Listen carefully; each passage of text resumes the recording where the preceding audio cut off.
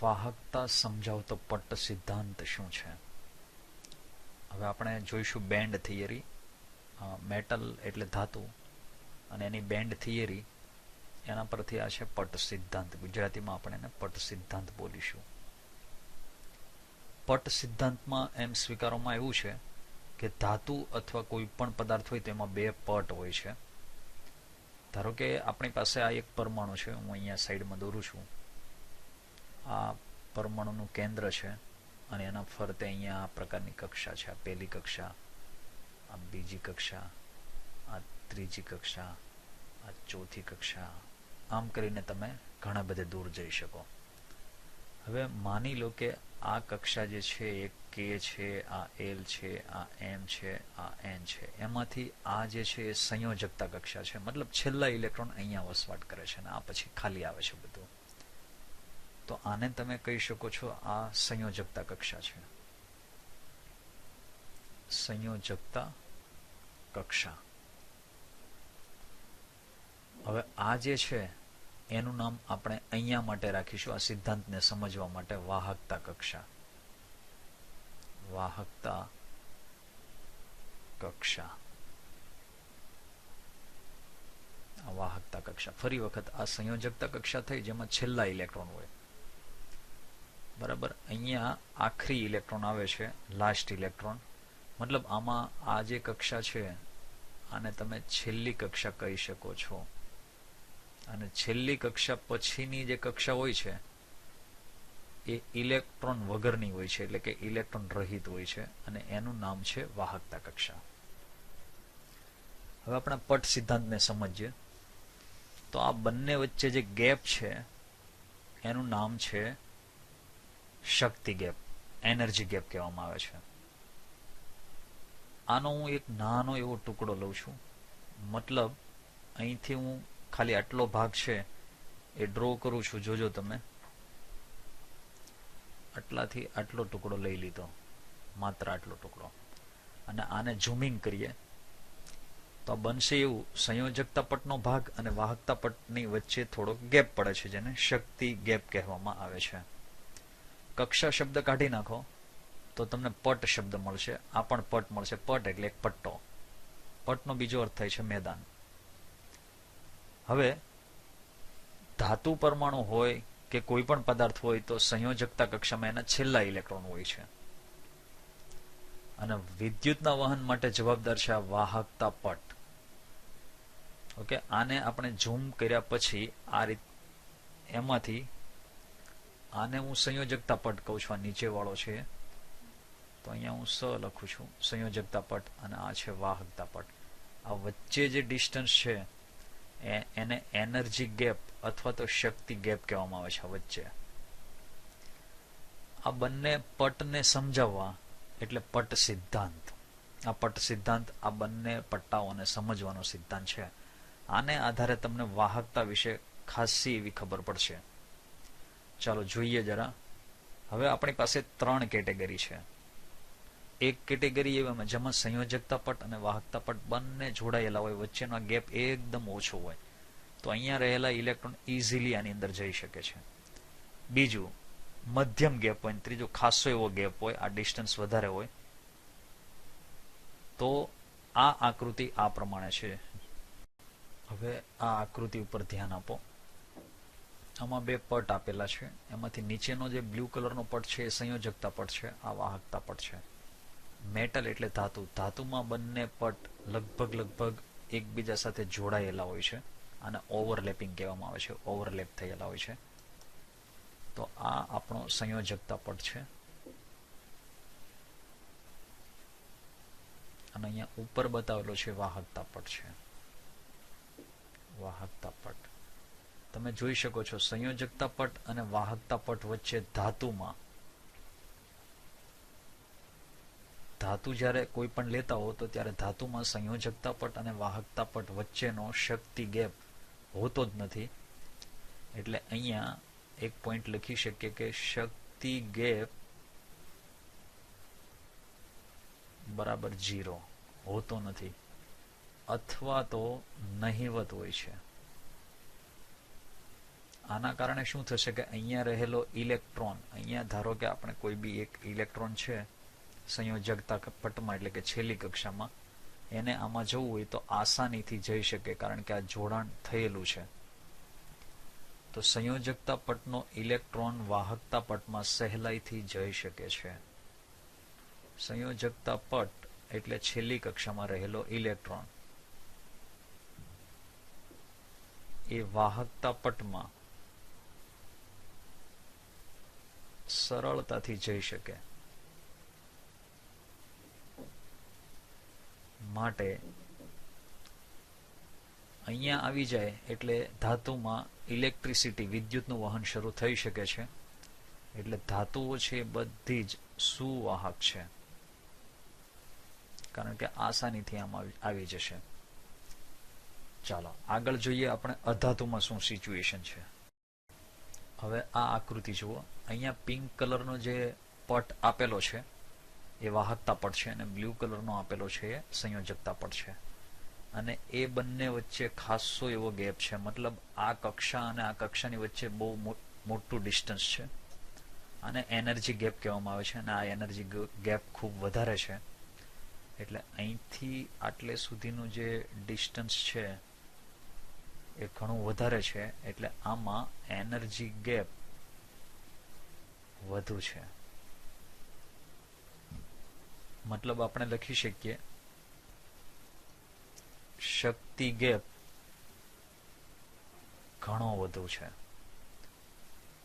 આ જે છે એ આકૃતિ અધાતુની છે. અત્યારે તમે જે આકૃતિ જોઈ રહ્યા છો એ અધાતુ માટે જોઈ રહ્યા છો. શક્તિ ગેપ ખૂબ વધારે છે, અને આના કારણે શું થશે કે અહીંયા રહેલો ઇલેક્ટ્રોન એ કોઈ પણ સંજોગોમાં અહીંયા સુધી પહોંચી શકશે નહીં. અહીંયા જ રહેવાનો છે. અહીંયા પહોંચે તો જ વાહકતા એની શરૂ થાય. એટલે અહીંયા રહેલો ઇલેક્ટ્રોન આ સંયોજકતા પટમાં છે, ત્યાંથી આ બાજુ આવે તો જ એની વાહકતા શરૂ થશે. એ વહન દર્શાવશે, પણ અહીંયા પહોંચવાનો નથી. એ સંયોજકતા પટમાં જ રહેશે. આને પરિણામે સંયોજકતા પટનો ઇલેક્ટ્રોન વાહકતા પટમાં જઈ શકતો નથી. યાદ રાખજો, અધાતુમાં કેવું બને છે, સંયોજકતા પટનો ઇલેક્ટ્રોન વાહકતા પટમાં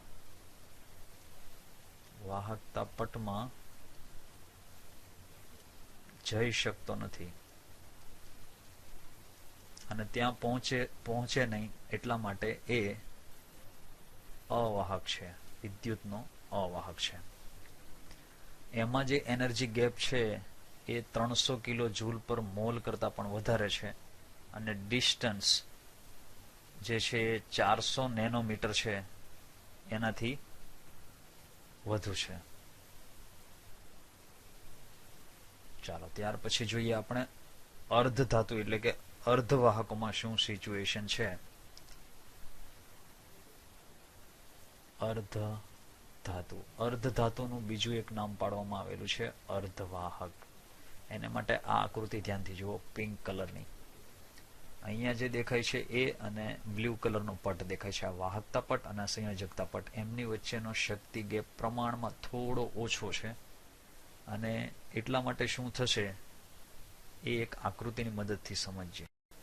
આમાં જે શક્તિ ગેપ છે એ આ બંનેની વચ્ચેની સ્થિતિમાં આવશે. દાખલા તરીકે અહીંયા જોઈન્ટ છે, અહીંયા ઘણો બધો વધારે ગેપ છે, પણ અહીંયા એનર્જી ગેપ મધ્યમ, આની કમ્પેરિઝનમાં ઓછો છે.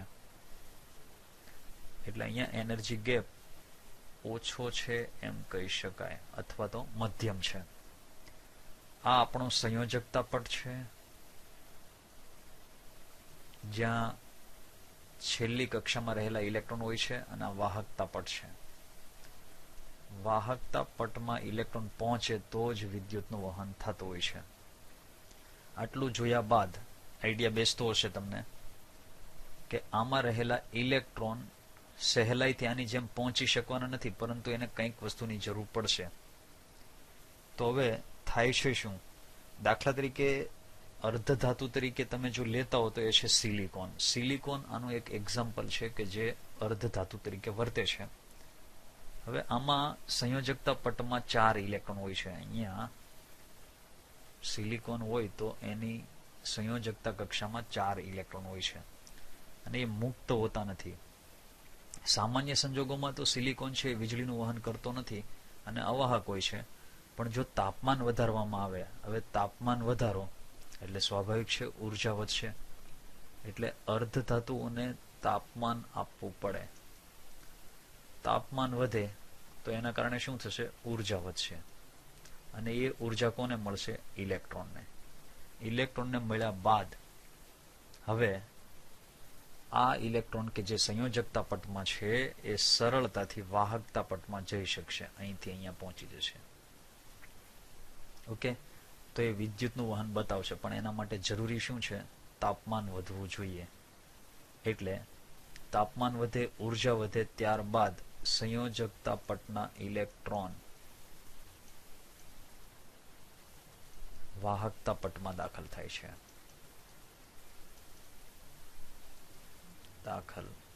છે. માટે સરવાળાને પૂરેપૂરો વાહક પણ ન કહી શકાય, પૂરેપૂરો અવાહક પણ ના કહી શકાય. એને કહેવામાં આવે છે અર્ધવાહક. આ અર્ધવાહક છે. ફરી એક વખત જોઈ લેજો. આ જે છે કક્ષાઓ, આનો પાર્ટ અહીંયા બતાવેલા છે. આ ટુકડા નાના નાના જોઈ શકો છો આ ચિત્રમાં. બ્લુ કલર એ સંયોજકતા પટ છે, પિંક કલર વાહકતા પટ છે. ધાતુઓમાં શું હોય? આ બંને જોઈન્ટ થયેલા હોય, એટલે અહીંથી ઇલેક્ટ્રોન આસાનીથી આમ આવતા રહે. પિંક કલરના પટમાં આવ્યા એટલે પૂરું, વીજળીનું વહન શરૂ. અર્ધવાહકમાં કેવું હોય? સેમિકન્ડક્ટરમાં કે બ્લુ કલરમાં રહેલા ઇલેક્ટ્રોનને એનર્જીની જરૂર પડે. જેવી એનર્જી મળે પછી જ અહીંયા આવે છે અને પછી વીજળીનું વહન શરૂ. પણ ઇન્સ્યુલેટર એટલે કે અધાતુમાં કેવું થાય? બ્લુ કલરમાં પટમાં એટલે કે સંયોજકતા પટમાં રહેલા ઇલેક્ટ્રોન આસાનીથી અહીંયા પહોંચી શકતા નથી. તમે એનર્જી આપો તો પણ પહોંચી શકતા નથી. ગેપ જ એટલો મોટો છે કે અહીંયા સુધી આવી શકતા નથી. માટે અધાતુઓ છે એ અવાહક હોય છે. ક્યારેય પણ એના ઇલેક્ટ્રોન વાહકતા પટમાં જઈ શકતા નથી. આમાં એનર્જી આપશો તો આ જઈ શકશે.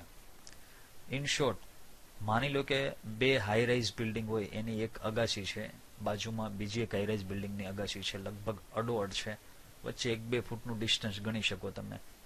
તો અહીંયા રહેલા માણસને તમે કહેશો તે કૂદીને સીધો જ અહીંયા જતો રહેશે.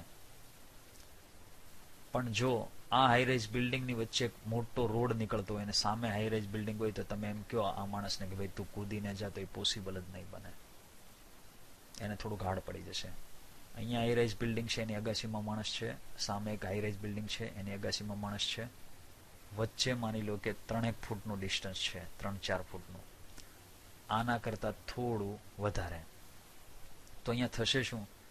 અહીંયા રહેલો માણસ પહેલા તો ડરશે, પણ જો તમે એને એનર્જી ભરવા, આત્મવિશ્વાસ વધારી દો, તો એને એમ લાગશે કે હું આ કરી શકું છું અને કદાચ એ કૂદીને અહીંયા આવતો રહેશે.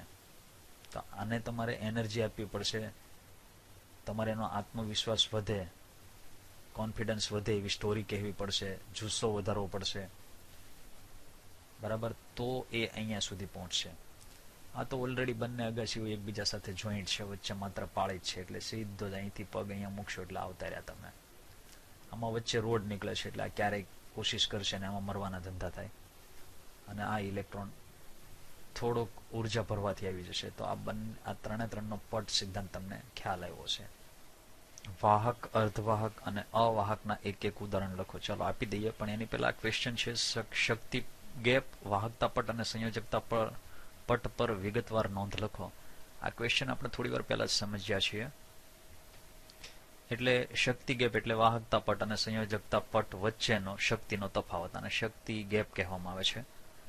વાહકતા પટ એને કહેવાય કે જે પરમાણુ છે એની છેલ્લી કક્ષાથી ઉપરની કક્ષા હોય, અને આ સંયોજકતા પટ એટલે જેમાં છેલ્લા ઇલેક્ટ્રોન હોય છે. પછી બાકીનાને આધારે ધાતુ, અધાતુ અને અર્ધધાતુ એવો તફાવત પાડી શકાય, જે આપણે સમજ્યા છીએ. હવે આના એક્ઝામ્પલની વાત કરીએ તો વાહકની અંદર આપણને એક્ઝામ્પલ મળે ધાતુઓ. ધાતુઓમાં તમે કોઈ પણ ધાતુ લઈ શકો છો, જેમ કે કોપર છે, સિલ્વર છે, ત્યાર પછી લોખંડ છે. આ બધી ધાતુઓ વાહક છે. અર્ધવાહકમાં સિલિકોન છે, જર્મેનિયમ છે વગેરે. અવાહકમાં ફોસ્ફરસ, સલ્ફર, ડાયમંડ લઈ શકો, હીરો. આ બધા અવાહકના એક્ઝામ્પલ થયા. ઓકે, હવે બીજું, વિદ્યુતકીય વાહકતાના આધારે જો વર્ગીકરણ કરવાનું પૂછવામાં આવે કે ઘન પદાર્થોને વિદ્યુતીય વાહકતાના આધારે વર્ગીકૃત કરો, તો આપણી પાસે 3 પ્રકાર આવશે. એક, વીજ વાહકો. બીજો એક પ્રકાર આવશે આપણી પાસે વીજ અવાહકો. અને ત્રીજો પ્રકાર આવશે વીજ અર્ધવાહકો. જો કે આ બધા પ્રશ્નો છે આની સાથે રિલેટેડ જ છે. વીજ વાહકોની વિદ્યુતીય વાહકતા, અહીંયા હું વાહકતા લખું છું, અને એ વાહકતા વીજ વાહકો હોય તો એની 10⁴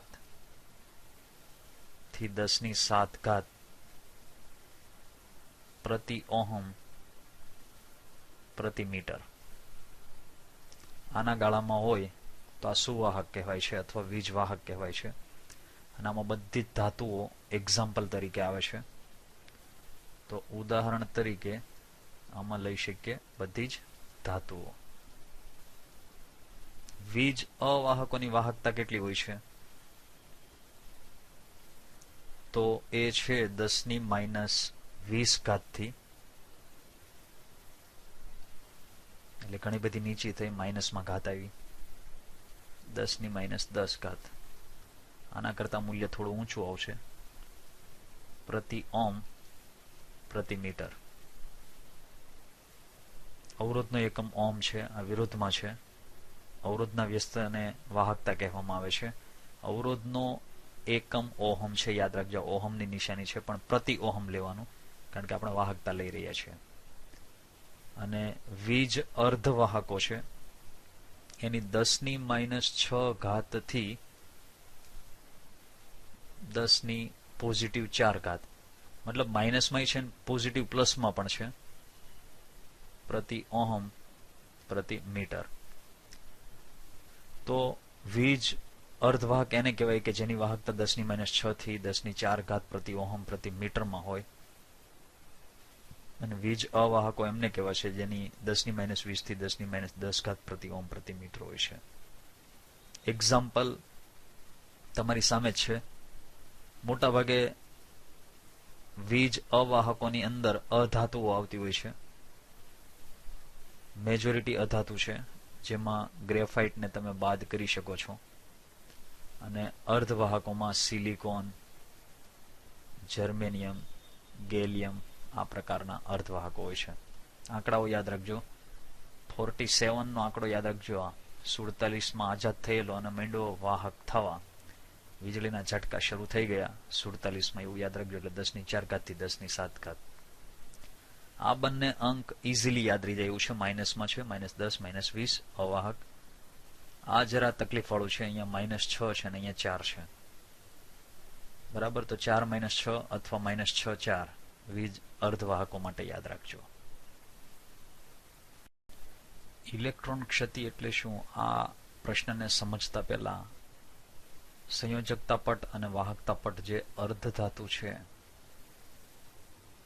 એને માટે પટ હું દોરું છું, બરાબર ધ્યાન રાખજો. અર્ધધાતુ માટે તો આ વાહકતા પટ છે, વાહકતા પટ, અને આ છે સંયોજકતા પટ. હવે માની લો કે આ એનર્જી ગેપ પ્રમાણમાં મધ્યમ છે. એનર્જી ગેપ કેવો છે? મધ્યમ છે. અહીંયા રહેલા ઇલેક્ટ્રોનને આ બાજુ ધકેલવો છે તો શું આપવું પડે છે? તાપમાન આપવું પડે છે. સંયોજકતા પટ અને વાહકતા પટ વચ્ચે અંતર ઓછું હોય છે. એટલે પહેલો પોઈન્ટ તો એ બને છે, અર્ધવાહકોમાં સંયોજકતા પટ અને વાહકતા પટ વચ્ચે અંતર ઓછું હોય છે.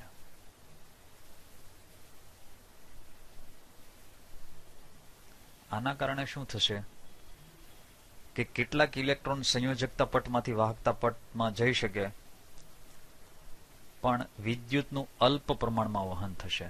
કારણ કે આ થોડોક ગેપ છે, વધુ કહી શકાય, થોડોક જ વધુ છે. એટલે બધા ઇલેક્ટ્રોન જઈ શકતા નથી, પરંતુ આના માટે તાપમાન આપવું પડતું હોય છે. એટલે જો આમાં તાપમાન આપવામાં આવે, એટલે એક પોઈન્ટ આપણે લખી શકીએ કે તાપમાનમાં વધારો કરવામાં આવે તો આ વિદ્યુતનું વહન છે એ વધે છે.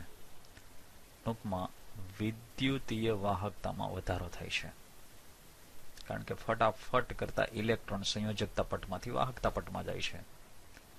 એટલે આ વિદ્યુતીય વાહકતા વધે છે. જો તાપમાન આપશો તો અહીંયા રહેલા ઇલેક્ટ્રોન ફાટ કરતા અહીંયા જતા રહેશે. હવે તાપમાનના વધારાથી મળતી ઉર્જા છે એ સંયોજકતા પટમાં રહેલા ઇલેક્ટ્રોનને વાહકતા પટમાં કુદાવી તો શકે છે. વિદ્યુતનું વહન સરળ અને વધુ બને છે. પણ સામાન્ય તાપમાને આ જે છે એ અવાહક જેવી સ્થિતિમાં હોય છે. સિલિકોન અને જર્મેનિયમ છે એમને આંતરિક અર્ધવાહકો કહેવામાં આવે છે. કોને કોને? સિલિકોન અને જર્મેનિયમને શું કહેવામાં આવે છે? આંતરિક અર્ધવાહકો. બંને આંતરિક અર્ધવાહકો કહેવાય છે. હવે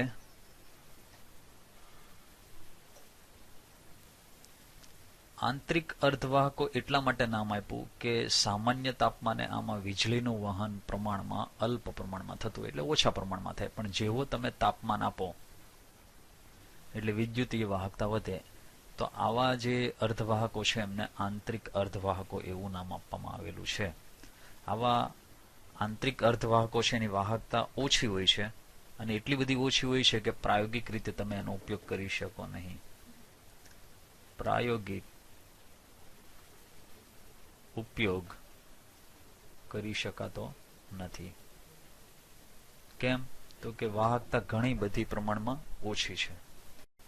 એટલે હવે જો એની વાહકતા વધારવી હોય તો એમાં અશુદ્ધિ ઉમેરવી પડે,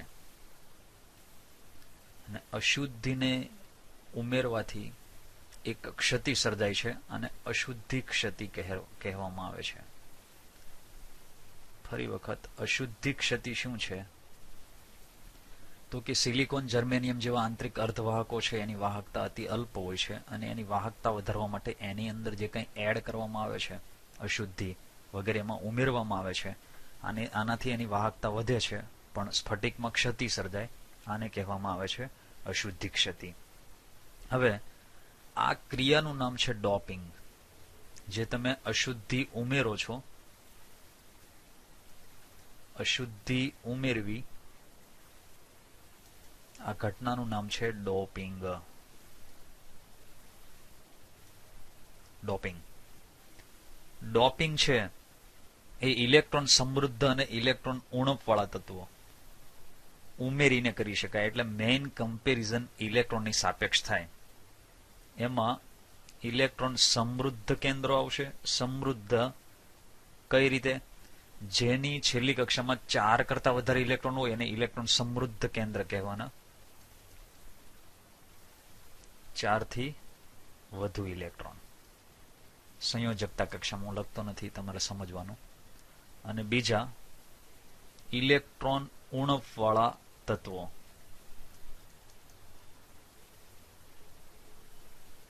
ઇલેક્ટ્રોન ઉણપવાળા તત્વો એટલે કેવા? શું ઇલેક્ટ્રોન જ નથી? ના. જેમાં 4 થી ઓછા ઇલેક્ટ્રોન હોય છે. પરંતુ ક્યાં? તો જવાબ છે સંયોજકતા કક્ષામાં. આને એડ કરો, ડોપિંગ થશે. હવે આપણે એડ શેમાં કરવાના? સિલિકોન અને જર્મેનિયમમાં. આવી ક્ષતિને આપણે નામ આપીશું, જે આ ડોપિંગ કર્યું એ ઇલેક્ટ્રોન ક્ષતિ. હવે ઇલેક્ટ્રોન ક્ષતિની વ્યાખ્યા તમારે બનાવી તો શું બનાવી શકો? જોજો, બરાબર સાંભળજો. સિલિકોન અને જર્મેનિયમ જેવા અર્ધવાહકો સામાન્ય તાપમાને અતિ અલ્પ પ્રમાણમાં વિદ્યુતનું વહન કરે છે. તાપમાનનો વધારો કરવામાં આવે તો તેની વિદ્યુતીય વાહકતા વધે છે, પણ પ્રાયોગિક રીતે એનો ઉપયોગ કરી શકાતો નથી. આવા સંજોગોમાં તેમાં ઇલેક્ટ્રોન સમૃદ્ધ કેન્દ્રો અને ઇલેક્ટ્રોન ઉણપવાળા તત્વોમાંથી કોઈ પણ તત્વો ઉમેરવામાં આવે છે. આ ઘટનાને ડોપિંગ કહેવામાં આવે છે. આ પ્રકારની ક્ષતિને ઇલેક્ટ્રોન ક્ષતિ કહેવામાં આવે છે, અને આમ થવાથી તેની વાહકતામાં વધારો થાય છે. હવે આપણી પાસે ધારો કે સિલિકોન જર્મેનિયમ છે, તો અહીંયા ઉદાહરણ લઈએ. આ સિલિકોન છે અથવા તો જર્મેનિયમ છે, સિલિકોન અથવા જર્મેનિયમ, જેની છેલ્લી કક્ષામાં 4 ઇલેક્ટ્રોન છે. સિલિકોન વિશે એવું કહેવાય કે પહેલી કક્ષામાં 2 ઇલેક્ટ્રોન હોય, પછી 8 હોય, પછી 4 હોય, એટલે સંયોજકતા કક્ષામાં કેટલા ઇલેક્ટ્રોન આવશે? 4 ઇલેક્ટ્રોન. ઓકે, હવે આની અંદર તમે કંઈક ડોપિંગ કરો છો. એ ડોપિંગ કઈ રીતે કરો છો? ધારો કે ઇલેક્ટ્રોન સમૃદ્ધ કેન્દ્ર લેવાના, એટલે 4 થી વધુ ઇલેક્ટ્રોન હોય, તો આપણી પાસે ફોસ્ફરસ છે, આર્સેનિક છે, એન્ટીમની છે, આવા તત્વો લઈએ. તો આની ફોસ્ફરસનો પરમાણુ ક્રમ 15 છે, માટે એની ઇલેક્ટ્રોન રચના 2, 8 અને 5 થાય. પહેલી કક્ષામાં 2 હોય, પછી 8 હોય, પછી 5 હોય. તો કમ્પેરેટિવલી તમે અહીંયા જોશો તો તમને ખ્યાલ આવશે કે આ 4 ઇલેક્ટ્રોન છે, આ 5 ઇલેક્ટ્રોન છે.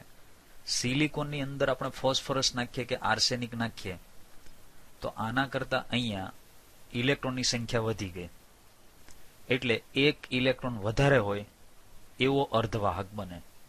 ઓકે, તો અહીં એને કારણે ઇલેક્ટ્રોન વધે છે.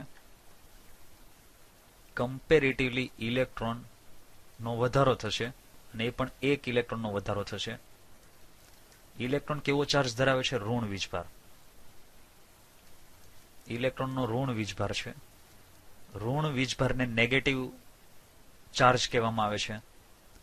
તો આને એન ટાઈપના અર્ધવાહકો કહી શકાય. એન ટાઈપ, નેગેટિવ ટાઈપના. હવે ધારો કે એક બીજું ચિત્ર વિચારો. થોડી વાર માટે આ સિલિકોન જર્મેનિયમને અહીંયા હું લખું છું. મારી પાસે સિલિકોન અથવા જર્મેનિયમ છે, જેની છેલ્લી કક્ષામાં 4 ઇલેક્ટ્રોન છે. ઇલેક્ટ્રોન રચના આ પ્રમાણે છે. આની અંદર હું ઇલેક્ટ્રોન ઉણપવાળા તત્વો એડ કરવા માંગુ છું. ઇલેક્ટ્રોન ઉણપવાળા તત્વો જેમ કે બોરોન, એલ્યુમિનિયમ, ગેલિયમ, આ ઉમેરી શકાય. આ 13મો સમૂહ છે, આ 15મો સમૂહ છે, આ ઓલરેડી 14મો સમૂહ. 14મા સમૂહમાં 15મો સમૂહ એડ કરો, નેગેટિવ ટાઈપ થશે. 14મા સમૂહના તત્વોમાં 13મો સમૂહ એડ કરો. ચાલો જસ્ટ એલ્યુમિનિયમ લઈએ. એલ્યુમિનિયમનો પરમાણુ ક્રમ 13 છે, માટે પહેલી કક્ષામાં 2 હોય, પછી 8 ઇલેક્ટ્રોન હોય, પછી 3 હોય. હવે કમ્પેર કરો. આની છેલ્લી કક્ષામાં 4 ઇલેક્ટ્રોન છે, આની છેલ્લી કક્ષામાં 3 ઇલેક્ટ્રોન છે, તો ઇલેક્ટ્રોન ઘટ્યા. એટલે અહીંયા આપણે શું લખી શકીએ? ઇલેક્ટ્રોનનો ઘટાડો થાય છે. કેટલા? 1 ઇલેક્ટ્રોનનો. 1 ઇલેક્ટ્રોનનો ઘટાડો થયો, એટલે હવે ઘટાડો થાય એટલે પોઝિટિવ ચાર્જ વધે, કારણ કે નેગેટિવ ચાર્જ ઘટ્યો, તો સ્વાભાવિક છે અહીંયા ધન વીજભાર વધશે. તો આ બેવના મિક્સિંગથી જે અર્ધવાહક બને એને પોઝિટિવ ટાઈપ ધન વીજભારિત અર્ધવાહક કહેવામાં આવે છે. હવે એન ટાઈપના અને પી પ્રકારના, એટલે કે એન પ્રકારના અને પી પ્રકારના જે અર્ધવાહકો છે, એમાંથી ઘણા ખરા ઇલેક્ટ્રોનિક ભાગો અથવા ઇલેક્ટ્રોનિક ઘટકો બનાવવા માટે ઉપયોગી છે. તો અહીંયા એનો એક ઉપયોગ આવશે કે આપણે ઇલેક્ટ્રોનિક ભાગ બનાવવા હોય તો એ ભાગો માટે આ ઉપયોગી છે. બીજું, એન ટાઈપ અને પી ટાઈપ, આ બંનેનું જોડાણ કરો તમે તો એને નામ આપવામાં આવે છે ડાયોડ. તો અહીંયા હું બ્રેકેટમાં લખું છું ડાયોડ. ડાયોડ જે છે એ એન ટાઈપ અને પી ટાઈપ, એન ટાઈપ અને પી ટાઈપ પ્રકારના અર્ધવાહકોનું જોડાણ છે. નેગેટિવ ટાઈપ અને પોઝિટિવ ટાઈપના 2 અર્ધવાહકોને જોડી નાખો એટલે એક તમારો ડાયોડ તૈયાર થઈ જશે. હવે આ સિવાય એક મિનિટ, આપણે આનો પેલા ઉપયોગ લઈ લઈએ. તો આનો ઉપયોગ રેક્ટિફાયરમાં થાય છે, ટ્રાન્ઝિસ્ટરમાં થાય છે. એટલે ડાયોડનો ઉપયોગ જે છે એ અહીંયા હું નીચે બતાવું છું. રેક્ટિફાયર, અને સાથે સાથે આવશે ટ્રાન્ઝિસ્ટર. આ બંનેની અંદર એનો ઉપયોગ થાય છે, રેક્ટિફાયર અને ટ્રાન્ઝિસ્ટરમાં. બીજું એન ટાઈપ, પી ટાઈપ અને ફરી પાછો એન ટાઈપ. તો આની ત્રિપુટી તમે ભેગી કરો છો. સપોઝ આપણે આ સાઈડ લઈ લઈએ. એક જ મિનિટ, ચાલો ધારો કે આટલો ભાગ પાડી દઈએ આપણે. તો આપણી પાસે એન ટાઈપનો છે, પી ટાઈપનો છે અને ફરી પાછો એન ટાઈપનો. આ ત્રણને ભેગા કર્યા. અથવા તો પી ટાઈપ, એન ટાઈપ અને પી type. Negative, positive, negative, positive, negative, positive. આ ટાઈપના ત્રણ વાહકોને આપણે ભેગા કરી રહ્યા છીએ. તો આનાથી જુદા જુદા ગુણધર્મો વાળા અર્ધવાહકો બનશે. તો આ બંને પ્રકારમાં તમને જુદા જુદા ગુણધર્મો જોવા મળશે, જુદી જુદી એની રચના બનશે. બીજું એક છે ફોટો ડાયોડ. ડાયોડનો આ એક પ્રકાર છે, ફોટો ડાયોડ. ડાયોડમાં આ બંનેને ભેગા કરવાના હોય છે. ફોટો ડાયોડ કામ શું કરે કે એના ઉપર જો પ્રકાશ પડે તો એ સીધું જ વીજળીમાં રૂપાંતર કરે છે. એટલે કે પ્રકાશ ઉર્જા છે એને વિદ્યુત ઉર્જામાં ફેરવે છે. મતલબ આપણે વીજળીની તો જરૂર જ હોય છે અને સૂર્યપ્રકાશ તો અવેલેબલ હોય છે. તો એક સરસ કામ શરૂ થઈ ચૂક્યું છે. ફોટો ડાયોડની મદદથી પ્રકાશ ઉર્જાનું વિદ્યુત ઉર્જામાં રૂપાંતર થયું. ઓકે. બીજું એક ગેલિયમ આર્સેનાઇડ છે. આ પણ એક અર્ધવાહક છે. ગેલિયમ અને આર્સેનિક આ બંનેને ભેગા કરવામાં આવ્યા છે, જેને ગેલિયમ આર્સેનાઇડ કહેવામાં આવે છે. તો આવા અર્ધવાહક છે એ ઝડપી પ્રતિભાવ આપે છે. ઝડપી પ્રતિભાવ આપો એટલે તમને ખ્યાલ હશે કે તમારી જે ટચ સ્ક્રીન વાળો મોબાઈલ હોય છે એને તમે અડો અને ફટાફટ કામ થાય. આપણે પૂછતા હોઈએ કે આ ફોનની અંદર કેટલી રેમ છે.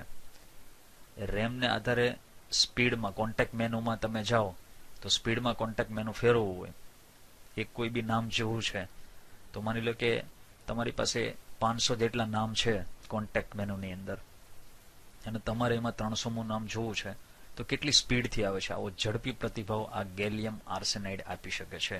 ખૂબ ઝડપથી રિસ્પોન્સ આપે છે. આમાં એક શબ્દ એવો છે રેક્ટિફાયર. અને રેક્ટિફાયર શું વર્ક કરે છે તો જે વિદ્યુતનો એસી પ્રવાહ છે એને ડીસીમાં ફેરવે છે અને એ એક જ દિશામાં ફેરવે છે. એટલે રેક્ટિફાયર એસી પ્રવાહનું ડીસી પ્રવાહમાં રૂપાંતર કરે છે. અને ટ્રાન્ઝિસ્ટર તો તમે જોયા હશે, જ્યાં પણ સર્કિટ હોય છે, ટીવી હોય, મોબાઈલ હોય, તો એમાં ટ્રાન્ઝિસ્ટર ઉપયોગી છે. ઓકે. ફોટો ડાયોડ છે એ પ્રકાશ ઉર્જાનું વિદ્યુત ઉર્જામાં રૂપાંતર કરે. એટલે જ્યાં પણ તમારે સૂર્યપ્રકાશમાંથી ઇલેક્ટ્રિસિટી મેળવવી હોય એમાં આનો ઉપયોગ થાય. આ ઝડપી પ્રતિભાવ આપે છે. એટલે પછી રિમોટ કંટ્રોલ છે કે એ પ્રકારનું કે જેમાં ટચ સ્ક્રીન આવતા હોય ત્યાં એનો યુઝ થઈ શકે છે. બીજું, આ પ્રશ્ન જે છે એ ડોપિંગ એટલે શું, ઉદાહરણ આપી સમજાવો, અથવા તો એન ટાઈપ અને પી ટાઈપના અર્ધવાહકો કઈ રીતે બનાવી શકાય વગેરે વગેરે રીતે આ લોકો પૂછી શકે છે. સંક્રાંતિ ધાતુ ઓક્સાઇડની વિદ્યુતીય વાહકતા સમજાવો.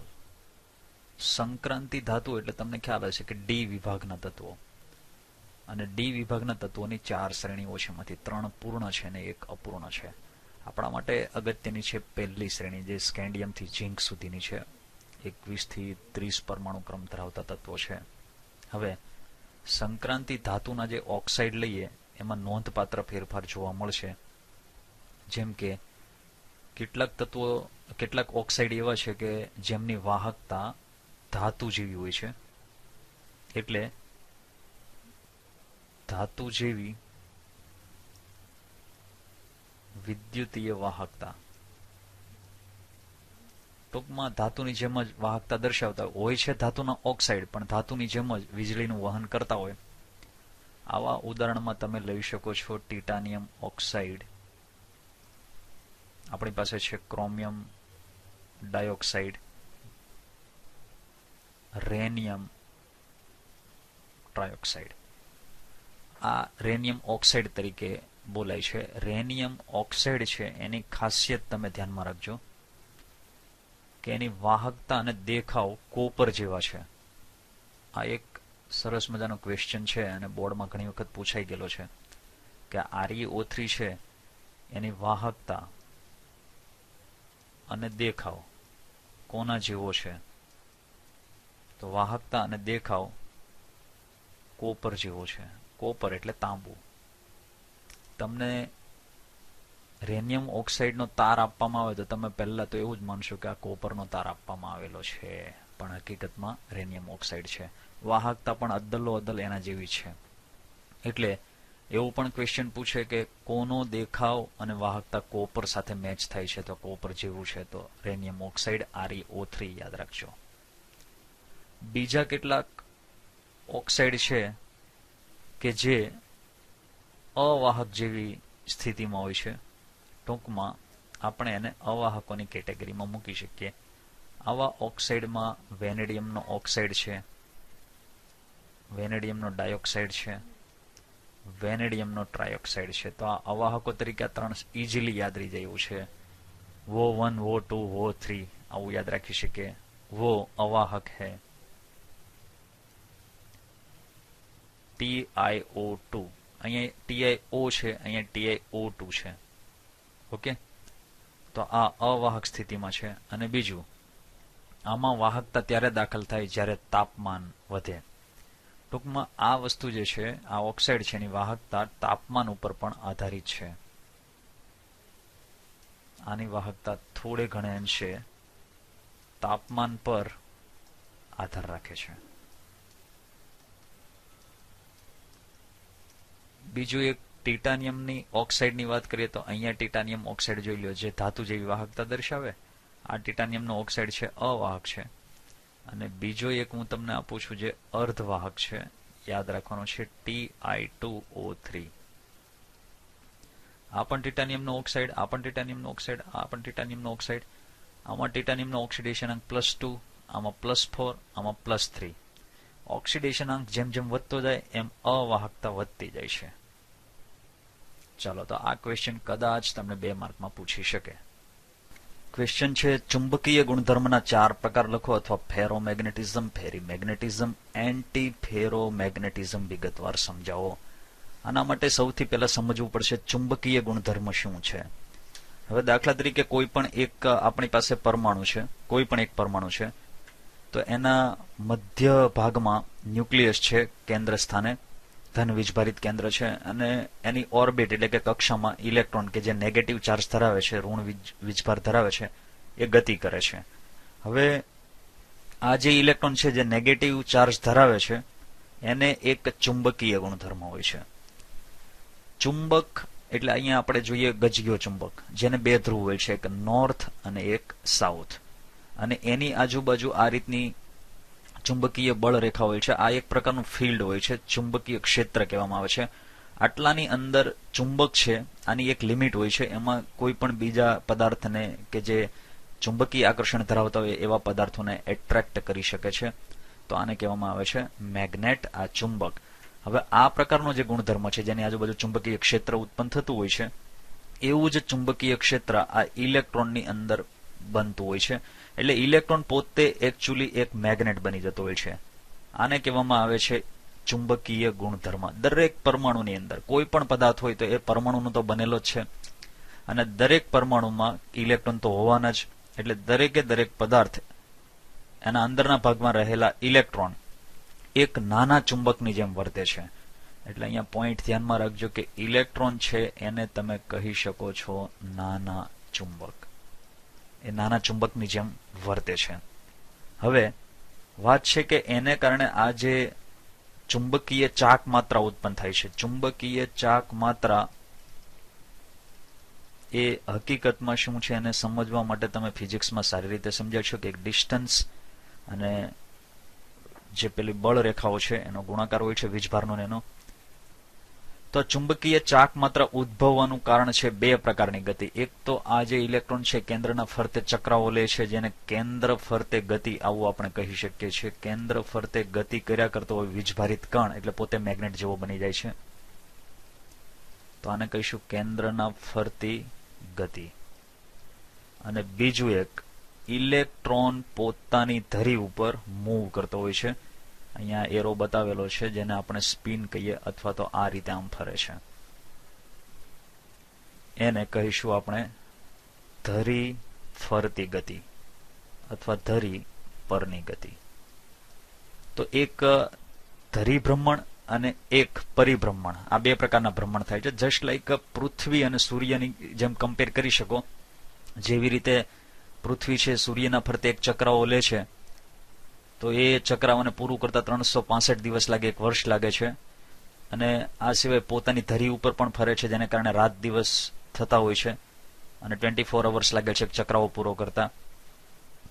તો ઇલેક્ટ્રોન છે એ આ બે પ્રકારની ગતિ કરે છે અને એને કારણે એની આજુબાજુ ચુંબકીય ચાક માત્રા થાય છે. હવે આ ચુંબકીય ચાક માત્રા બંને પ્રકારની ગતિ સાથે સંકળાયેલ છે અને ચુંબકીય ચાક માત્રાની માત્રા તો ખૂબ જ નાની છે આની, કારણ કે પોતે એકદમ બચુકડો કણ છે એટલે એની માત્રા છે એ ઘણી નાની છે. એટલે અહીંયા આપણે લખીએ ચુંબકીય ચાક માત્રા, એનું મૂલ્ય ઘણું ઓછું છે, ઘણું નાનું છે. અને એ ચુંબકીય ચાક માત્રા જે નક્કી કરવામાં આવે છે એનું માપન માટેનો જે એકમ છે એને લખવામાં આવે છે મ્યુ બી, આ રીતે લખવામાં આવે છે.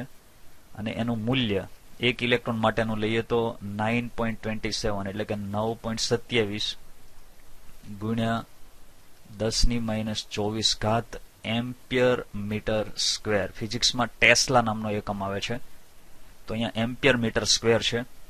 અને બીજું બોહર મેગ્નેટોન, આવો એકમ પણ વપરાય છે ચુંબકીય ચાક માત્રા માટે. અને ચુંબકીય ગુણધર્મના આધારે જે પ્રકારની વાત થાય છે, તો આપણે જે પ્રકાર સમજવાના છે એમાંથી એક છે અનુચુંબકીય પદાર્થ, બીજો એક આવશે પ્રતિચુંબકીય પદાર્થ, ત્યાર પછી ત્રીજો આવશે ફેરોમેગ્નેટિક. હવે હું અહીંયા લખતો નથી, તમારી સામે માત્ર વાંચું છું અહીંયા. ફેરોમેગ્નેટિક, ફેરીમેગ્નેટિક અને એન્ટી ફેરોમેગ્નેટિક. તો આ 5 પ્રકાર જે છે આપણે બરાબર વ્યવસ્થિત રીતે સમજવા છે. બરાબર. ચુંબકીય ગુણધર્મ વિશે તમને ખ્યાલ આવ્યો છે કે ઇલેક્ટ્રોન એક જાતનું મેગ્નેટ બની જાય છે જ્યારે આના ફરતે ચક્રાઓ લેતો હોય છે ત્યારે, અને એની પોતાની આજુબાજુ એક પ્રકારની આ ચુંબકીય ક્ષેત્રવાળો જે વિભાગ સર્જાય છે એને ચુંબકીય ચાક માત્રા કહીશું આપણે. વધારે તમે ફિઝિક્સની અંદર સમજી શકો છો.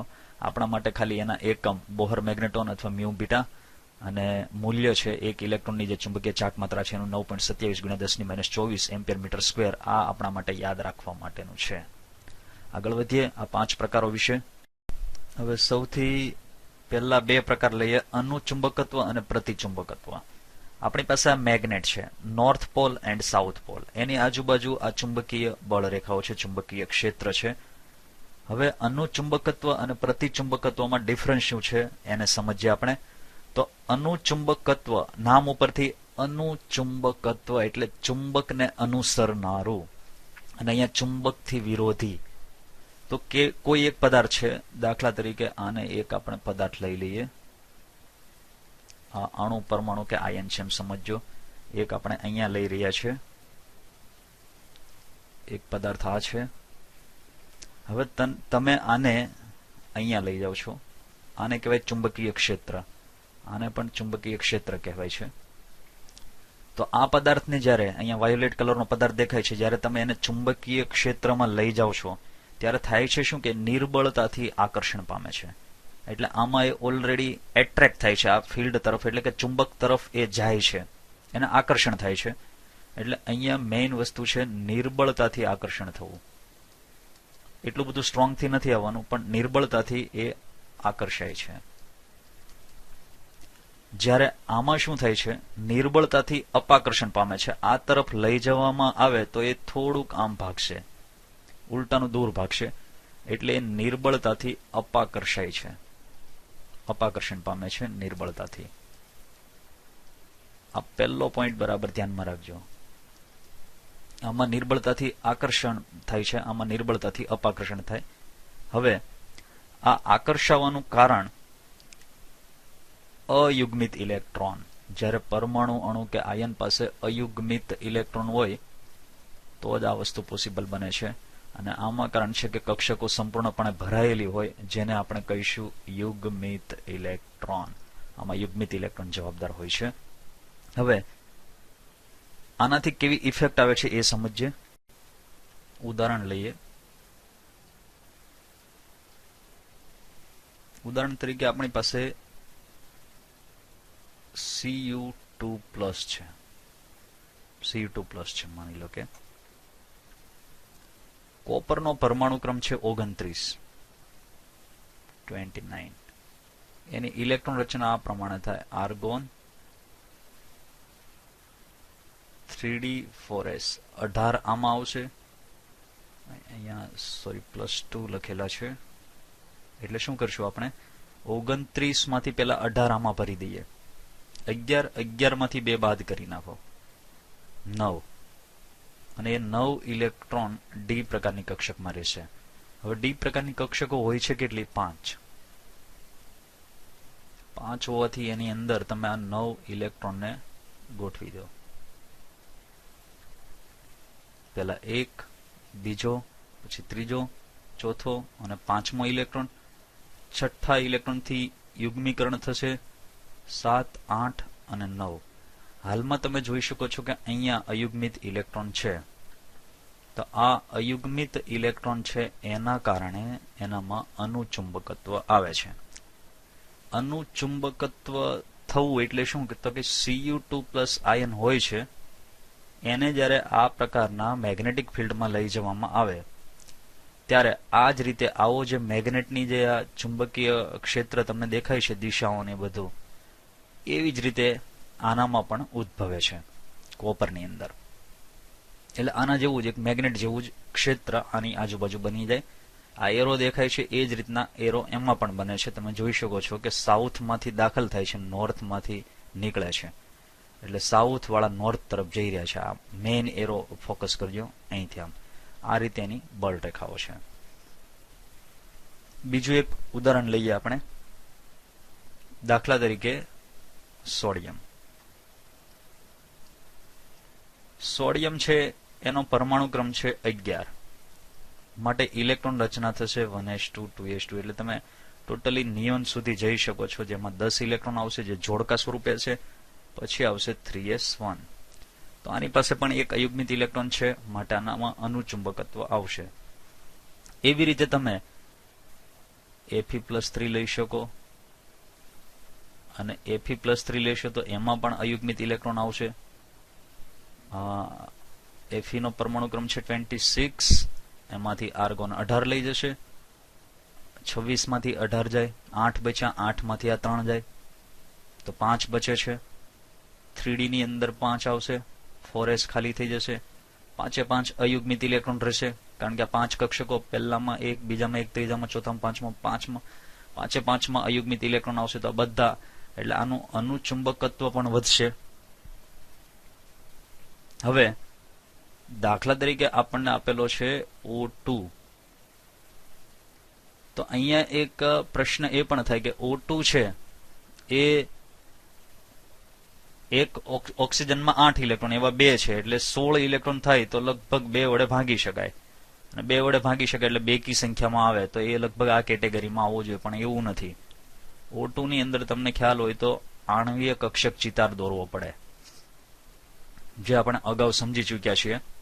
હવે અહીંયા 1s2 પછી અહીંયા 2s2 એન્ડ 2p4 આવે. 2p4 એટલે અહીંયા 4 ઇલેક્ટ્રોન. સેમ અહીંયા આવશે 1s2 2s2 એન્ડ 2p4.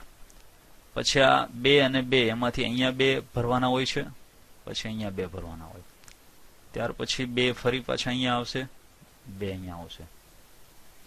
અને હવે જે હોય છે એમાં જોજો સૌથી પહેલા આ ટોટલી 4 ઇલેક્ટ્રોન છે. આ બાજુ 4 એટલે 8 ઇલેક્ટ્રોન થયા. 8 માંથી 2 અહીંયા આવે, પછી આ 4 એટલે 6, આ 1 અને આ 1 અહીંયા ખાલી રહેશે. આ આણ્વીય કક્ષક ચિતાર તમે અગાઉ સમજી ચૂક્યા છો. તો આ જે 2 અયુગ્મિત ઇલેક્ટ્રોન દેખાય છે એના કારણે આમાં અનુચુંબકત્વ આવે છે. અને અનુચુંબકત્વ આવવું એટલે આને જ્યારે તમે મેગ્નેટિક ફિલ્ડમાં લઈ જાઓ ત્યારે આ જે મેગ્નેટ છે એ જ પ્રકારના મેગ્નેટ જેવા આના અણુઓ કે પરમાણુઓ બની જાય છે. પ્રતિચુંબકત્વ જોઈએ. હવે આનું પ્રતિચુંબકત્વનું ઉદાહરણ લઈએ. દાખલા તરીકે આપણી પાસે NaCl છે. તો સોડિયમ આમાં પોઝિટિવ આયન તરીકે છે અને ક્લોરીન છે નેગેટિવ આયન તરીકે છે, કારણ કે આ એક આયોનિક સંયોજન છે. સોડિયમનો પરમાણુ ક્રમ 11 છે અને એને કારણે એની ઇલેક્ટ્રોન રચના તમે લ્યો એટલે પહેલા નિયોન આવશે, પછી 3s1 આવે અને અહીંયા શું થશે, પહેલા નિયોન આવશે, ક્લોરીનનો પરમાણુ ક્રમ 17 છે, પછી 3s2 આવશે અને 3p5 આવશે. તો ઘણી વખત ઘણા એવું વિચારતા કે આની પાસે એક અયુગ્મિત ઇલેક્ટ્રોન છે, આની પાસે p કક્ષકમાં અયુગ્મિત ઇલેક્ટ્રોન છે, તો આ અનુચુંબકીય હોવો જોઈએ. એવું નથી. હવે સોડિયમ ક્લોરાઇડમાં આ પોઝિટિવ આયન બન્યો એટલે આ એક ઇલેક્ટ્રોન ગુમાવે છે તો અહીંયા 0 થઈ જશે અને એ ઇલેક્ટ્રોન આની અંદર દાખલ થાય છે એટલે 6 થઈ જશે. તો એને કારણે આની પાસે બધી જ આ નિયોન છે એની અંદર બધા જ ઇલેક્ટ્રોનની જોડીઓ છે. એવી રીતે અહીંયા ક્લોરીન લ્યો તો નિયોનની અંદર બધા જ ઇલેક્ટ્રોનની જોડી, એસમાં જોડીઓ અને પીમાં બધી જ ઇલેક્ટ્રોનની જોડીઓ છે. તો થાય શું કે કક્ષકની અંદર એક અયુગ્મિત ઇલેક્ટ્રોન દ્વારા આવી રીતનું મેગ્નેટ, આ જે મેગ્નેટ બન્યો છે એના જેવો મેગ્નેટ બને અને ત્યાર પછી બીજો ઇલેક્ટ્રોન છે એ એનાથી ઓપોઝિટ ડિરેક્શન. આ કેમ તમે અહીંયા સાઉથ અને અહીંયા નોર્થ લખો છો? તો આની અંદર તમામે તમામ ઇલેક્ટ્રોન એક પ્રકારનો મેગ્નેટ બનાવે છે સાઉથ ટુ નોર્થ અને એક એનાથી ઓપોઝિટ નોર્થ ટુ સાઉથ બને, એટલે એક પરસ્પરની અસર એકબીજાની નષ્ટ કરે છે. એટલે ધ્યાનમાં રાખજો કે અહીંયા બે ઇલેક્ટ્રોન જે છે એના પરસ્પર વિરુદ્ધ દિશામાંના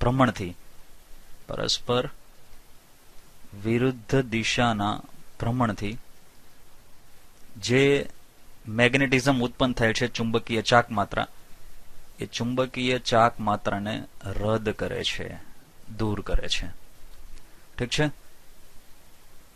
બીજા કેટલાક ઉદાહરણ છે H2O, benzene C6H6 nitrogen N2. N2 નો આણ્વિક કક્ષક ચિત્ર તમે લેશો એટલે ખ્યાલ આવી જશે. આ બાકીના બધામાં પણ લગભગ બધી જ કક્ષકો ઇલેક્ટ્રોનથી સંપૂર્ણપણે ભરાયેલી હોય છે.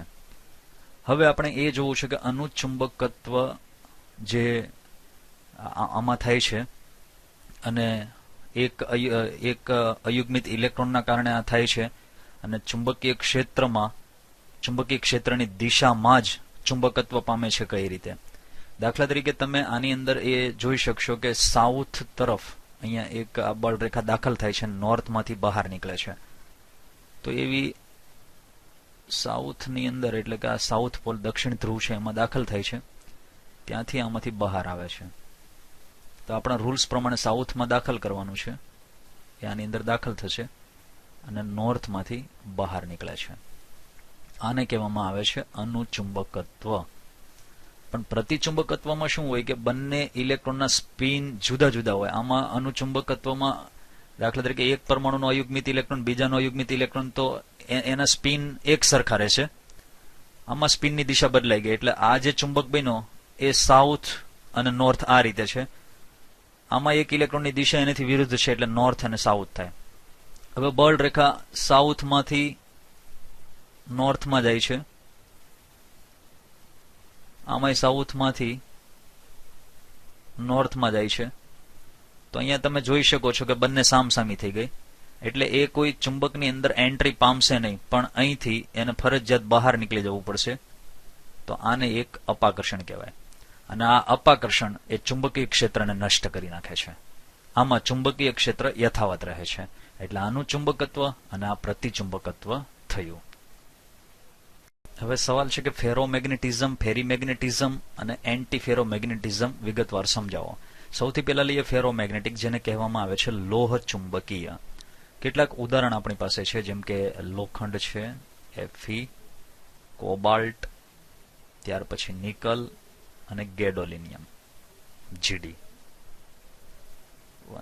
ગેડોલિનિયમ Gd. આ સિવાય ક્રોમિયમ ડાયોક્સાઇડ, ક્રોમિયમનો આ ડાયોક્સાઇડ પણ લઈ શકો છો. આની ખાસિયત એવી છે કે આ પદાર્થને તમે ધારો કે આ રીતે લઈ શકો છો કે આ આપણી પાસે લોખંડનો એક ટુકડો છે નાનો એવો.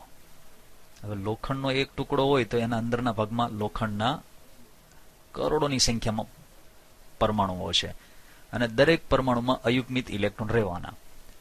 હવે એ અયુગ્મિત ઇલેક્ટ્રોન આડાવળી દિશામાં છે. દાખલા તરીકે હું તમને બતાવું કે અહીંયા આ રીતે છે, પછી કેટલાક આ રીતે છે, કેટલાક આ રીતે હશે. આપણે આમાં બતાવી શકીએ છીએ.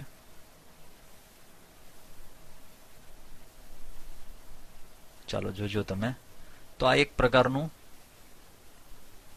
ગ્રુપ થયું, પણ બધું જ આડાવળું છે. હવે તમે આની વચ્ચે એક દિવાલ બનાવી શકો છો. આટલેથી આટલો વિભાગ, આટલેથી આટલો. આમાં કોઈ જગ્યાએ 3 ના જૂથ, કોઈ જગ્યાએ 4 ના, આવી રીતે બતાવેલા છે. આ રીતે બન્યું. અહીંયા તમે જોઈ શકો છો કે આ બધાની ચુંબકીય ચાક માત્ર એક સરખી દિશામાં નથી. હવે આટલો જે વિસ્તાર થયો, આનું નામ આપવામાં આવે છે ડોમેન. આને કહેવાય ડોમેન. ડોમેનનો મતલબ થાય એક પ્રદેશ. તો ફેરસ, લોખંડ છે, કોબાલ્ટ છે, નિકલ, ગેડોલિનિયમ કે ક્રોમિયમ ડાયોક્સાઇડ શરૂઆતમાં આ રીતે હોય છે, જેના ઇલેક્ટ્રોનના સ્પિનના કારણે આખા સ્ફટિકની અંદર આ રીતના ગ્રુપ, ડિવિઝન પડતા હોય, જેને આપણે ડોમેન કહીએ છીએ. હવે આની એક ખાસિયત એ છે કે જ્યારે તમે આને ચુંબકની આજુબાજુના ચુંબકીય ક્ષેત્રમાં લઈ જાઓ એટલે એક પ્રકારનું એમાં પ્રબળ આકર્ષણ હોય છે. પ્રબળ આકર્ષણ થાય છે. તો સમજી લેજો કે આ ટુકડાને આપણે આની અંદર મૂકીએ છીએ. બરાબર. થોડી વાર માટે અહીંયા આ ટુકડો છે એમ સમજી લો. અંદરના ભાગમાં ગયા બાદ એ આ મેગ્નેટની જેવા જ કાયમી ચુંબક બની જાય છે. એનું કારણ શું કે આ ડોમેન જે છે એ એક સરખા થઈ જાય છે. આના પછીની આકૃતિ અહીંયા જુઓ તમે. હવે તમે એને બહાર કાઢશો તો આ ટાઈપનું થઈ જશે. અહીંયા જે આકૃતિ દેખાય છે આમાં બતાવેલી છે, અને ત્યાર પછી આ ચુંબકીય ક્ષેત્રમાં આવ્યા બાદ આ પ્રકારે થાય છે. તો તમે જોઈ શકો છો કે ડોમેન બધા અસ્તવ્યસ્ત હતા. એટલે પેલા ચુંબક જેવું હતું નહીં, પણ હવે કમ્પ્લીટલી બધા જ ડોમેન એક સરખી દિશામાં અભિવિન્યાસિત થાય છે, એટલે કે ગોઠવાય છે. અને ત્યાર પછી જ્યારે તમે આને કમ્પ્લીટલી આમાંથી બહાર કાઢો છો ત્યારે પણ આ જ અવસ્થામાં રહે છે. આને કહેવામાં આવે છે લોહ ચુંબકીય, કારણ કે આ એક પ્રકારનું ચુંબક બને છે. જ્યારે બધા જ ડોમેન એક સરખી દિશામાં આવી જાય એટલે આ ચુંબક બની જાય છે, અને સારામાં સારું ચુંબક બને છે. એટલે ટૂંકમાં આપણે ફરીથી એમ કહી શકીએ કે આવા જે પદાર્થો છે જે ચુંબકીય ક્ષેત્રની હાજરીમાં ખૂબ જ પ્રબળ આકર્ષણ ધરાવતા હોય, એ પદાર્થો કાયમી ચુંબક બને છે. એમાં અહીંયા દર્શાવેલા છે એવા ડોમેન હોય છે જે નાના ચુંબક તરીકે વર્તતા હોય છે, અને એ અવ્યવસ્થિત રીતે ગોઠવાયેલા હોય છે. હવે જ્યારે એને ચુંબકીય ક્ષેત્રમાં લાવવામાં આવે છે ત્યારે આ ડોમેનની ચુંબકીય ક્ષેત્રની દિશા એક જ, એટલે આ જે ચુંબક છે એની દિશામાં જ અભિવિન્યાસિત થાય છે. અત્યારે આકૃતિ આના કરતા મેચ નથી થતી કારણ કે આમાં ઉલટું છે, પણ તમે એમ સમજી લો કે આની દિશામાં જ થાય છે. તેથી પ્રબળ ચુંબકીય અસર ઉત્પન્ન થાય છે. અને ધારો કે તમે ચુંબકીય ક્ષેત્રને દૂર કરો તો પણ આમાં ક્રમબદ્ધતા આ જે છે એ જ જળવાઈ રહે છે. આવા પદાર્થોને ફેરોમેગ્નેટિક કહેવામાં આવે છે, અને આ કાયમી ચુંબક હોય છે. હવે જોઈએ ફેરી મેગ્નેટિઝમ અને એન્ટી ફેરોમેગ્નેટિઝમ. એમાં પહેલા આપણે એન્ટી ફેરોમેગ્નેટિઝમ લઈ લઈએ. તો આમાં શું હોય કે ઉદાહરણ તરીકે અહીંયા એન્ટી ફેરોમેગ્નેટિઝમની વાત કરીએ તો પહેલા હું એક ઉદાહરણ લઈ લઉં છું, MnO, મેંગેનીઝ ઓક્સાઇડ. અને આના ઉદાહરણ તમારી સામે ફેરી મેગ્નેટિઝમના ઉદાહરણ પણ લેવા પડશે. એન્ટીફેરોનો ઉદાહરણ છે, ઉદાહરણ આપણે યાદ રાખવું જરૂરી બનશે. આમાં મેગ્નેટાઇટ આવશે, Fe3O4. આ એક ઉદાહરણ છે. આ સિવાય ફેરાઇટ છે, Mg Fe2O4, અને ફેરાઇટ કહેવામાં આવે છે અને મેગ્નેટાઇટ કહેવાય છે. ઓકે. હવે આમાં થાય છે શું? તો પહેલા આપણે એન્ટી ફેરોમેગ્નેટિઝમ લઈએ, MnO વાળું, મનીઓ વાળું. એમાં આ જે ડોમેનની રચના છે એ રચના ફેરોમેગ્નેટિકની જેમ શરૂઆતમાં અસ્તવ્યસ્ત હોય છે. પછી જ્યારે તમે આ ફિલ્ડમાં લાવો છો ત્યારે આની જેમ ગોઠવણી થાય છે, પણ બધાની આમ નથી થતી. 50% આ રીતે હોય, 50% એનાથી ઓપોઝિટ હોય, એટલે એકબીજાની ચુંબકીય ચાક માત્રાને રદ કરે છે. હવે આ બંને આકૃતિ ઉપર ધ્યાન આપો એટલે વધારે આઈડિયા બેસશે. એન્ટીફેરોમેગ્નેટિઝમ MNO શરૂઆતમાં આ રીતના ડોમેન ધરાવતો હોય જેની દિશા અલગ અલગ દિશાઓમાં અભિવિન્યાસિત થયેલી હોય છે, એને તમે મેગ્નેટિક ફિલ્ડમાં લઈ આવો છો. કોને લઈ આવો છો? MNO ને. લઈ આવ્યા પછીની આકૃતિ કેવી છે અહીંયા જુઓ તમે. કેટલાક ડોમેન ઉપર તરફ છે તો કેટલાક એનાથી ઓપોઝિટ. આ નીચે તરફ છે તે એનાથી એક જ સરખી રીતે ઓપોઝિટ. અહીંયા પણ એમ છે. એટલે આના પરિણામે શું થશે કે આવા જે ડોમેનની રચના છે એમાં ડોમેન એકબીજાથી વિરુદ્ધ રીતે અભિવિન્યાસિત થઈ જાય છે અને એકબીજાની ચુંબકીય ચાક માત્રાને રદ કરે છે. એટલે અહીંયા ચુંબકીય ચાક માત્રા રદ થાય છે અને એને કારણે આની ચુંબકીય ચાક માત્રા 0 બની જાય છે. MNO આને એન્ટીફેરોમેગ્નેટિઝમ કહેવાય. તો આમાં લોહ ચુંબક તમે આને બિલકુલ બનાવી શકતા નથી. કોઈ પણ સંજોગોમાં આ લોહ ચુંબક તરીકે વર્તી શકતો નથી. હવે આવે છે ફેરીમેગ્નેટિઝમ. ફેરોમેગ્નેટિઝમ એટલે લોહ ચુંબકીય. આને કહેવામાં આવે છે અંશતઃ લોહ ચુંબકીય. અંશતઃ થોડાક પ્રમાણમાં. શું કામ? પહેલા તો હું તમને કહી દઉં કે આમાં તો બધું જ એક જ દિશામાં ડોમેન થયા એટલે આ સૌથી વધુ ચુંબકીય ચાક માત્રા ધરાવે છે. ચુંબકીય ચાક માત્રા આમાં સૌથી વધુ હોય છે. કોનામાં? લોહ ચુંબકીય પદાર્થો ફેરોમેગ્નેટિક હોય છે એમાં. આપણે હવે સમજી રહ્યા છીએ ફેરીમેગ્નેટિઝમ. Fe3O4 Mg Fe2O4. હવે તમે શરૂઆતમાં Fe3O4 કે આ લ્યો છો ત્યારે શરૂઆતમાં એના ડોમેન આ જે પરમાણુઓ આ પદાર્થો જે છે એના પરમાણુઓમાં જે રીતે હોય છે એ જ રીતે હોય છે. તમે પછી આને ફિલ્ડમાં લાવો છો, ચુંબકીય ક્ષેત્રના ફિલ્ડમાં. તો ચુંબકીય ક્ષેત્રમાં લાવો છો ત્યાર પછી એના ડોમેન આ રીતે થઈ જાય છે. આ રીતે થાય એટલે તમે જુઓ છો કે આ જેટલી સંખ્યામાં છે એટલાથી એના ઓપોઝિટ છે, છતાંય થોડુંક વધે છે. આના ઓપોઝિટ નથી. પછી અહીંયા આના કરતા ઓપોઝિટ છે તો બી થોડાક વધે છે. એ જ રીતે આ એકબીજાના ઓપોઝિટ છે, થોડાક તો ઉપરની દિશામાં તમે જોઈ શકો છો અભિવિન્યાસિત થયેલા ડોમેન છે. એટલે આમાં સમાંતર અને બિન સમાંતર રીતે ગોઠવાયેલા ડોમેન સરખી સંખ્યામાં નથી. આમાં સમાંતર અને બિન સમાંતર ડોમેન સરખી સંખ્યામાં છે, આમાં સરખી સંખ્યામાં નથી. અને એને કારણે આમાં થોડુંક લોહ ચુંબકત્વ આવે છે. એટલે થોડા પ્રમાણમાં એ લોહ ચુંબક તરીકે વર્તે છે. પણ જો તમે આને ગરમ કરશો તો ગરમ કરતા એનું જે લોહ ચુંબકત્વ છે ગુમાવે છે. એટલે આને ગરમ કરવાથી એનું ફેરીમેગ્નેટિઝમ ગુમાવે છે. ફેરીમેગ્નેટિઝમ ગુમાવે છે એટલે લોહ ચુંબકત્વ એ ગુમાવે છે જો તમે ગરમ કરશો તો. ઠીક છે, પણ આનું ચુંબકીય તો હોય જ છે. તો આ ત્રણનો ભેદ તમને સમજાયો હશે. બીજું અહીંયા મેગ્નેશિયમની જગ્યાએ તમે ઝિંક પણ લઈ શકો છો. Zn Fe2O4 એ પણ ફેરીમેગ્નેટિઝમનું એક્ઝામ્પલ છે. એક્ઝામિનેશનની અંદર તમારે આ પ્રકારની આટલી બધી આકૃતિમાં ટાઈમ વેડફવાની જરૂર નથી. એના માટે તમારે શું કરવાનું? હવે જોજો, આ દાખલા તરીકે જુદી જુદી દિશામાં અભિવિન્યાસિત થયેલા ડોમેન છે. એમાં પહેલા ઉપરનો સૌથી પહેલો ભાગ લઈ લો તો એને તમે એક જ તીર વડે દર્શાવો.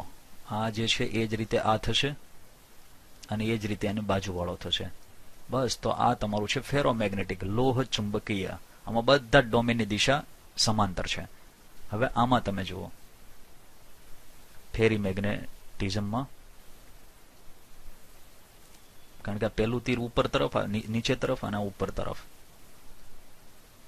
ઓકે, તો આ છે અંશતઃ લોહ ચુંબકીય. આ બે એકબીજાને નષ્ટ કરશે પણ તો પણ થોડુંક વધશે. અને આમાં ખાલી ઉપરનો ભાગ તમે જોઈ શકો છો. એક ઉપર તરફ તીર આવશે, એક નીચે તરફ આવશે અને પરિણામે બંને એકબીજાની અસર નાબૂદ કરી નાખશે. તો છેલ્લે ખાલી તમે આટલું બી દોરો તો પણ ચાલે. આ બધું દોરવાની કે આ તો તમારી સમજણ માટે હતું.